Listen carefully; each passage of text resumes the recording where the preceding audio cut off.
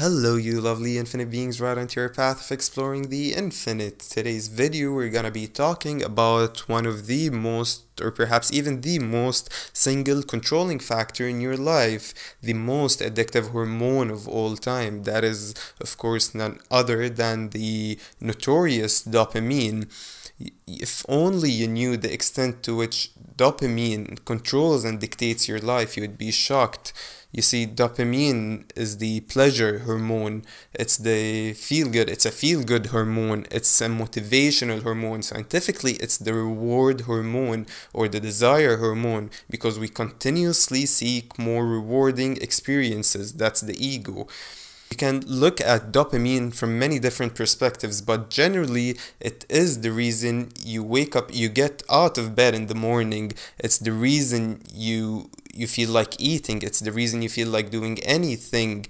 In fact, the majority of our consumption during the day is driven by dopamine. For example, food, the majority of the food you're eating during the day is driven by your dopamine needs rather than actual hunger. It's also the reason you choose to keep on living rather than just sitting right there till you die off. And that's even quite literally, as I'm gonna be explaining and illustrating later on in this video. It's also the reason why depressed people don't feel like doing anything, why depressed people don't feel like getting out of bed or leaving even their bed, because people who are dealing with depression, they are depressed on dopamine. Their dopamine levels are very low. They're not releasing as much dopamine as the standard, as the baseline, the average, the normal baseline. So the next time you ask yourself, you question, why are you procrastinating? Why are you avoiding working on things that you know quite well are gonna lead you to your dream life, to the life you aspire to have? Why do you keep avoiding working on things that align with your purpose, that are gonna increase your value, and you know that quite well, but you just can't bear it? You can't bear boredom, you can't bear stressful situations. Why can't you even sit in silence without seeking out any stimulant around you to trigger a good feeling, to trigger something against that boredom in you? Why are you not able to read that book that you know very well is going to deliver an educational value that you are seeking, yet it's a boring experience? It feels to you like a boring experience. Why can't you watch that long documentary, that long video that you know is going to deliver you some value that you actually want? It has that educational value that you're seeking, yet you're not able, you find yourself unable to actually sit in boredom. It bores you out. If you ask all of these questions, then you probably now know that it's all about dopamine. Yes, dopamine controls and dictates what you're gonna do next, how you're gonna feel next, what you're gonna think next. So we obsessively keep seeking out dopamine releasing experiences. We always keep looking for things that are gonna stimulate that reward system and pleasure system centers in our bodies. And that's because, perhaps for many reasons, but more often than not, it's because our emotional, physiological, mental needs were not met when we most needed them. That is, at a young age. That is, if you've been through a dysfunctional upbringing, if you had a dysfunctional childhood, but more about that in just a moment. And you know, another thing about it is that it's not just all these things. It is because we keep increasing our baseline, we keep obsessively indulging with pleasurable experiences until the dopamine is actually quite literally yet again frying our brain. I'll be getting more into that in just a moment. But it increases our baselines, and then we only want more and more. We grow tolerant to dopamine, so we only keep seeking more out of it, and then it enforces more control on us. It enslaves us. We become slaves to the ego's desires. We become slaves to our brains, rather than mastering your own ego and ascending the ego, rather than being the one in control of your life, the one who controls the mind, not the other way around. And the whole thing that, you know, the funny thing about this, the irony here, is that it was not really your problem to begin with. It was not done by you. This is actually nature's work. Yes, it's ironical, it's we are by nature, the egos are driven to seek out more and more rewarding experiences, more and more dopamine. That's out of survival needs, basing back, referring back to prehistoric humans, they're ancient in ancient times in which they needed that survival aspect. They only lived out of survival because without the dopamine they wouldn't even leave their territories to hunt food. They're not even gonna feel like eating, they won't feel like reproducing, and so they decreased their survival rate. And so we kept on depending on this aspect until the very modern day, and we've become very dependent on dopamine. We need dopamine, we seek out dopamine in every experience, and there's nothing you can do about it except if you apply self-discipline, because self-discipline, you can reclaim your whole life back from anything. But I just actually released a whole video about self-discipline a few days ago, actually 2 videos ago. I'll leave links in the description below. You can check it out after this one to get more clarification on what you can be doing with your life to actually reclaim it back, to and actually for you to be able to unlock your potential and quit living through a preconditioned, programmed, deeply wired software that is your subconscious. Or another way that you could have surpassed or avoided this dopamine obsessive seeking is if you had a functional childhood, if you grew up in a very functional, healthy household in which you were loved, raised, and disciplined in balance, never too much and never too less.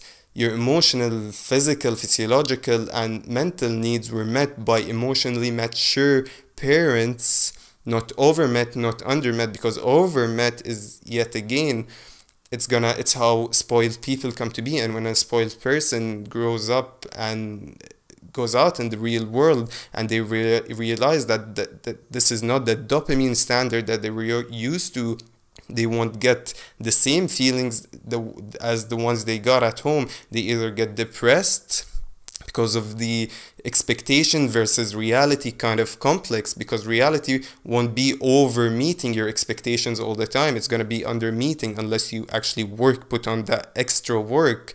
So they're going to be depressed, or they're gonna obsessively try to seek out dopamine in any kind of experience, in everything they do, in order to meet their own requirements that they were conditioned to as children.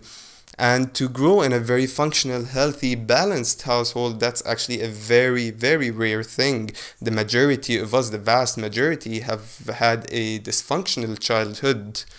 But more about that in later videos, and because actually I have a whole series about dysfunctionality, a dysfunctional childhood, dysfunctional upbringing, coming out very, very soon. I'm gonna cover everything about dysfunctional childhood, about this growing up in a dysfunctional household and what it leads to and what it triggers in us, and the extent yet again to which it controls our life. All that deeply preconditioned teachings, beliefs, values, morals, they control our lives. It's why you want to avoid conflict, why you can't sit with conflict. It's why you seek to control everything. It's why you seek everything in life. It's all preconditioned. It's like a maze, like a trap we live through only, and we explore it fully, but we cannot imagine anything beyond that. It's like we were born in this, and that's all we could imagine for the rest of our lives, unless you take control back of your life, unless you apply self-discipline. And some other things that I might be including, I'll be including. I'll first want to show you the extent of control, the extremity of how dopamine controls and dictates everything in your life. Then I'll move on to mentioning a few briefly, how you can reclaim back control and what you can do about it. Because that's a very hard thing. It's not easy. It's not easy to reverse generational conditioning, something that's deeply embedded and hardwired in your software, in your subconscious. It's hard. It's very hard to take back control of yourself, and you need to be very committed and very devoted and devote yourself to that thing and believe in it and trust in it and be aware of the control in order to be able to reverse it. Because if you're not aware of that control, that automation you're living through, that unawareness and unconsciousness that you're living through, then you cannot do anything about it to begin with. And finally, I want to tell you exactly how it affects your energy, how it affects your connection to your source energy, how it affects your connection to your higher infinite potential, how it affects your connectedness to earth and your feeling of oneness and love and focus. It disrupts your whole energetic field. It aligns you with very bad things in your in the karmic energetic records. So by now you must have gotten a picture, vaguely perhaps, on how dopamine controls your life. But to even clarify it more, to further that clarification of the extent of influence dopamine has on our lives, I want to briefly mention a few experiments, a few lab experiments that were done on lab rats back in the 50s all the way through to the 60s, maybe even into the 70s. I'm not sure of the specific dates, but there are very dark experiments from these. I'm gonna mention 2 or 3, but there is literally hundreds of them that testing dopamine influence and control on us through rats. You can check them out for yourself. There are plenty of videos, there are plenty of studies, there's plenty of free literature that you can read about these experiments. So check them out to get more in the image of what's going on in your life, why you are who you are, why you're doing the things you're doing, why are you feeling the things you do. But to begin with, I want to start with this experiment. It relates to an instinct in us, which is our sexual desire. So I'm gonna start with it, and to see even the extent of control it has on our sexual desires. So they got a male rat and they kept a male rat in a cage for some time, and then they introduced a female rat in the cage, and so they gave them food, they gave them everything, and so the rats were mating the whole time. They were reproducing, they were mating viciously the whole time, and they kept on. Every time they finished, they wait a little bit and they go on, they start again, they go on and start again. After many times actually, they stopped. The male rat stopped being interested in mating with the female rat. So they left them be for a while, and then they introduced a new female rat in the cage, in which what happens was actually shocking, because the male rat got its motivation to mate again and started all over with that new female. So it was not that he's not able, it was about the dopamine. He's already got all the dopamine he could from this experience, so he doesn't want this experience anymore. He doesn't want this sexual experience anymore, and so he moved on. Whenever a new experience was introduced, he instantly moved towards it, and he kept on mating all over again, just like with the first female partner. And then again it happened that his sexual drive fell below the motivational levels, and so they stopped, and then again, and they kept doing it with different female rats, and they figured out that every time the male rat was again motivated after being so uninterested in having this sexual experience, the interest would come back to it after they introduce a new mating partner. And that is the reason even we cheat. That's why people who are together, who are in a relationship, could cheat, because they are controlled by that dopamine level. The moment that dopamine level starts plummeting from that partner, from the experience they're having with that partner, sexual or emotional, they start seeking new partners because they're undisciplined. They did not apply self-discipline. They're only here for the dopamine. They're only here for that spike of pleasure in their heads. And so you can imagine the levels of conflict and levels of problems that can be caused by dopamine here through one experience. But the second one is even more darker. And there's honestly very dark experiments from those done on lab rats to test the dopamine influence on us. Some rats would kill themselves for just knowing quite well that there's a 50% chance to actually get that dopamine spike. It would be, they trained them to know that once it would happen, the second time it wouldn't, sometimes it would, sometimes it wouldn't, so it depends. And they were even willing to take some pain and actually to fulfill that 50-50 chance, because maybe they're gonna get that dopamine spike, even though they have to pass through electric grids, through shocking grids, like this experience right here, which is like this experiment, which is they got rats addicted on cocaine. And so whenever they wanna get that cocaine that they're addicted to, they have to push a lever, and then they're gonna pump cocaine in them. And then even more, they actually told them to relate this cocaine rush through lighting, through flashing some light in their eyes. I don't really remember the specific details of the experiment, but it was something. But anyway, they told them that if they want that dopamine rush that they get from their addiction fulfillment, that from the cocaine they're addicted to, they have to push a lever. And so they put them on the other side from a lever, and between them was a shocking grid on the ground in the cage. And so in order to get to the lever, they have to be shocked.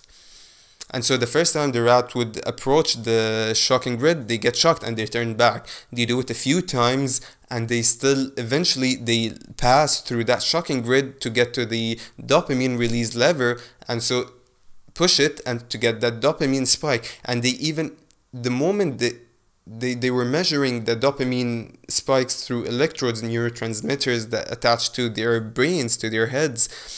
And they realized that even just seeing the lever being placed in the cage in which the rat has already associated that with the cocaine, with pleasure, they already get spikes in dopamine even before they approach it. And that's why you get too motivated to do things. You would do anything just to get that dopamine rush. You probably are willing to do because you already got the dopamine spike just by anticipation.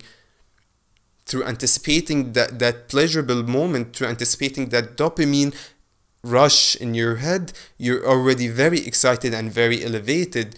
And so you would be willing to do all sorts of things to finally fulfill it. And so gradually they kept even increasing the shocking intensity, and the rats would do the same thing, and they would continue to pass through the shocking grid and get shocked severely in order to reach to that lever and push it to release that cocaine, and accordingly get that dopamine spike.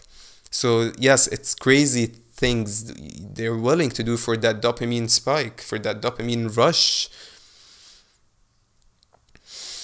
Now, the last one of those experiments that I can vaguely recall is even the one that leads to death. Because, just like I said in the beginning of the video, it's quite literally, without that dopamine, you would be unwilling to even continue living, and you'll just sit there right in your place until you die off. And what happened here is that they inserted some electrodes or neuroinhibitors in the brains of these rats, in which they inhibited the release of dopamine. They basically had no dopamine. There's actually another one in which they reproduced genetically modified rats. They created genetically modified rats without the dopamine, with the dopamine already inhibited, something like that. And even they saw that these rats were completely unwilling to live. But anyhow, with this experiment, they blocked the dopamine release in their brains, and they would let them sit in a cage. They would give them partners to mate with. They would give them food, their favorite food. They would give them all kind of games and things that rats are interested in, that actually pleases a rat and raises their dopamine. And the rat would just sit there. They're unwilling to eat, they're unwilling to reproduce, they're unwilling to mate, they're unwilling to even move from their place. And they just lay down there until they die off. And that's the effect, and that's closely resembles what happens to a depressed person without that dopamine. And if it plummets even way more, the more it plummets, the more unwilling to live you're gonna feel, because you feel completely unworthy. You feel worthless, there is no value, there's no meaning, you're not being rewarded by life whatsoever. There's nothing in this life that could ever please or reward you, that it could ever make you feel a tiny bit of goodness. And there's another one that I actually missed. I think it was in the shocking grid. The rats would actually keep pushing on that lever that releases the cocaine in their pumps the cocaine in their body, and so releases dopamine, even the whole time, even with no regard to food, with no regard to partners to mate with, because they had partners with them to mate with and they had food, and they just obsessively kept pushing on that lever until their brain fried, until they actually died. And that's another example of how it just leads to death. You can, through pleasure, you can drive your way straight to death and you wouldn't care, because what happens is that it shuts your logical mind, and that's how it fries your brain again, quite literally. It actually shrinks the brain. In other words, there were plenty of studies that were done, whether addictions with things like drugs or alcohol or sex or even porn, or even natural things like eating and watching, binge watching and eating, obsessive eating and other sort of things. And what would happen is that they realized significant shrinkage in the frontal lobes, the right and left frontal, which is the frontal cortex, which is responsible for meaning, for assigning meaning to things, for memory, for any motor skills, for intellectual, critical, logical analysis, all kind of intellectual aspects that you've got. Your logical aspect, it's all through the frontal cortex, and it completely shrinks them. It keeps shrinking in those cortex until you become unable of logical thinking. You become, and it also motivates you to aspire for things, to have like hard goals for you to pursue and achieve, to assign for yourself things beyond your limitations and work on making them a reality. It is what's responsible for that, and you completely shrink that by obsessive indulgence with dopamine releasing experiences. You know, it's like a universal law or something that that tells you, if you become too attached to the ego's desires, if you become too attached to just pleasure and ignore and trying to escape and cope with this life, trying to avoid reality and just plunge yourself and be absorbed by pleasures, then you're gonna be demoted, that you're gonna de-evolve in a sense, because your brain is shrinking, your logical aspect, your conscious aspect is shrinking and depreciating. So it's like a bad sign altogether. It's like, why is it even so? Why does it shrink my brain? If you think about it universally and energetically, it could be moving on to energetically and how it affects your energy. To begin with, it's just that you're going to be aligned with not being in control of your life. Simply put, you're not acting consciously, there's no intentional living, you cannot reclaim your life, you're not working on things you want to work on, you're not feeling the things you want to feel, you're not thinking the things you want to think. So basically you are in no control of your life, and so you're going to vibrate on that I'm no control of my life. I cannot make anything appear in my life because I want it, because I cannot even do the things I want. So I'm just an automated puppet that reacts to my environment, that reacts to my physiological and neurochemistry, my physiological needs. So there is no aspect of being an active creator of your life here, and so you cannot imagine that the universe would give you back anything as if it was done by you. So anything that you really want to have, that you really think, because that's how energy and alignment works, that's how your frequencies, you get whatever is aligned with your frequency. If you keep doing things and subconsciously living through things, then this is what's going to be your reality. Everything that is going to happen in your life is going to be out of your control. It's not going to be the thing that you actually want.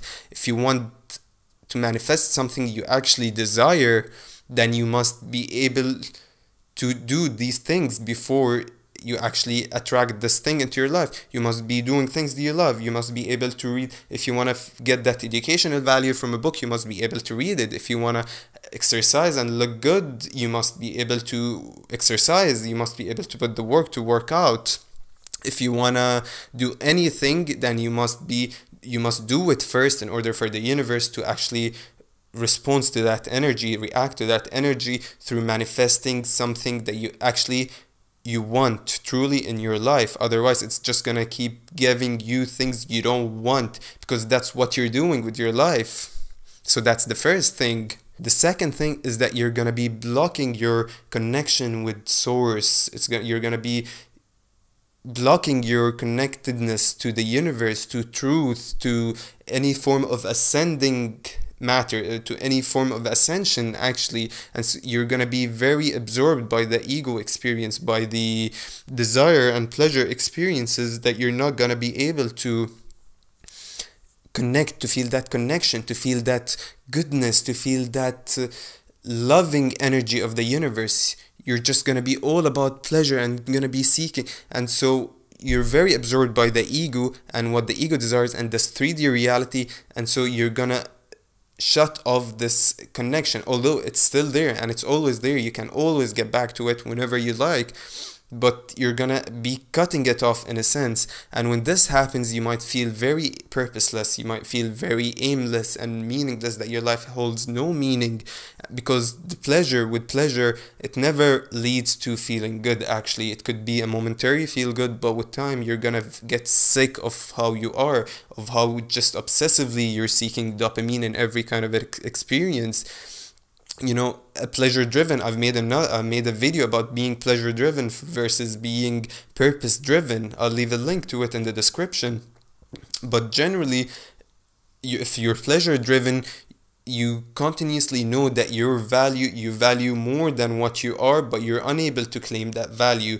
You know that you're worth way more than where you are at this moment, but you're not able to work upon actually achieving and claiming that potential, that full infinite potential you've got innate within you.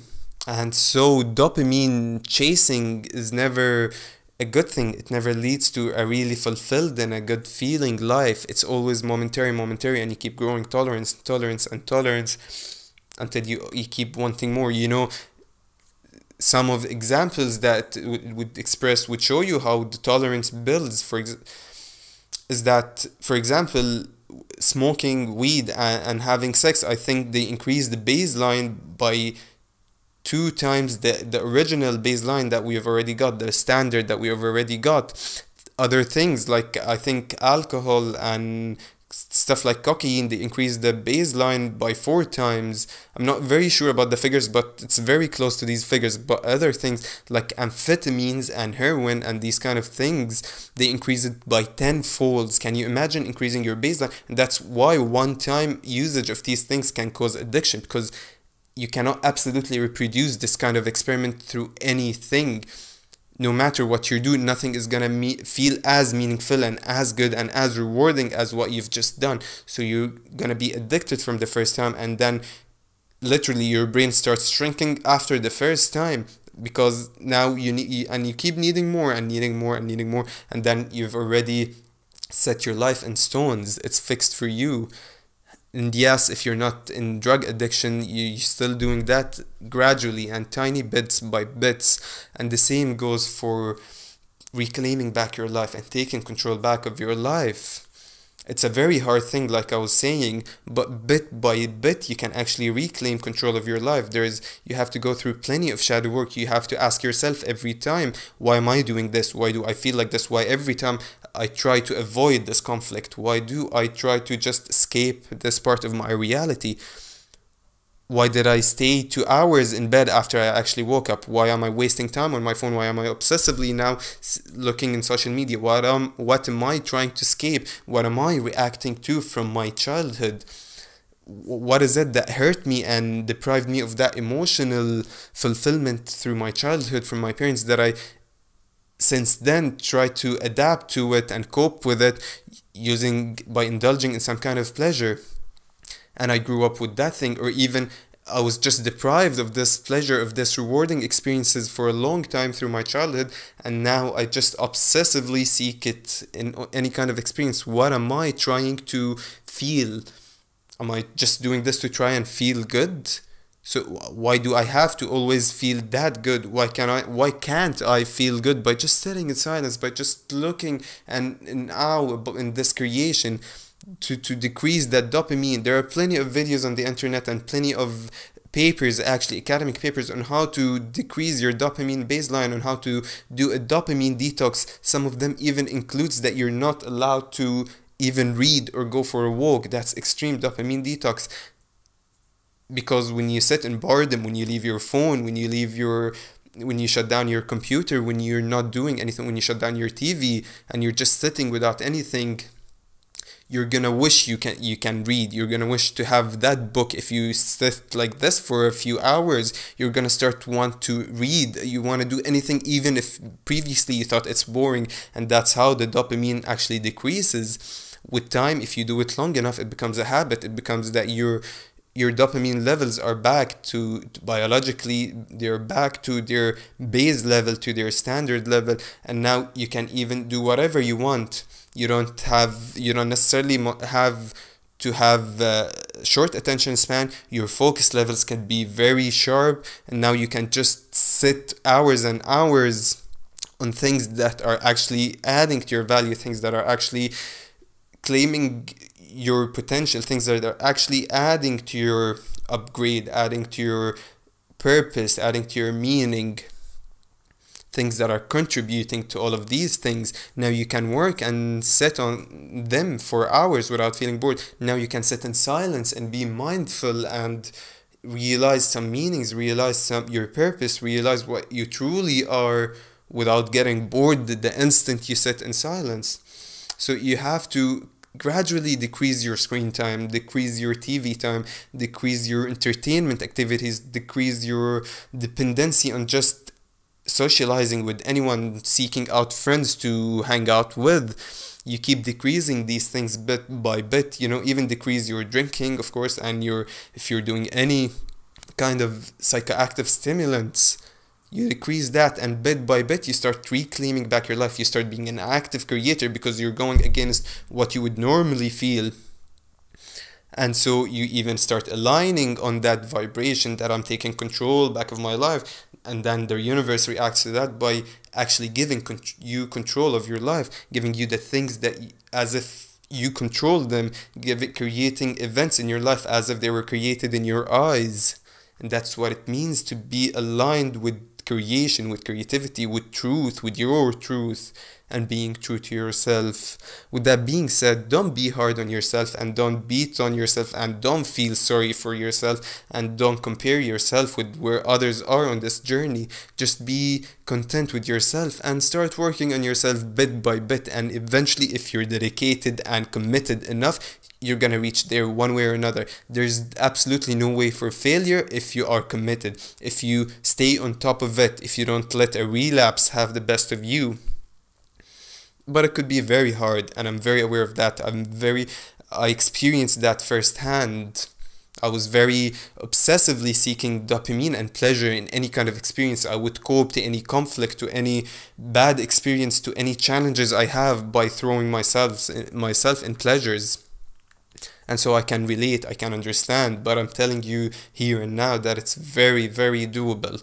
It only requires your commitment and determination. And I wish you the best of blessings and the best of luck with your endeavors. Please consider liking and subscribing to stay tuned for all the dysfunctional videos about childhood that I'm going to be releasing, and to know more about these things and to reclaim control back of your life and to explore the infinite with me. Thank you for tuning in.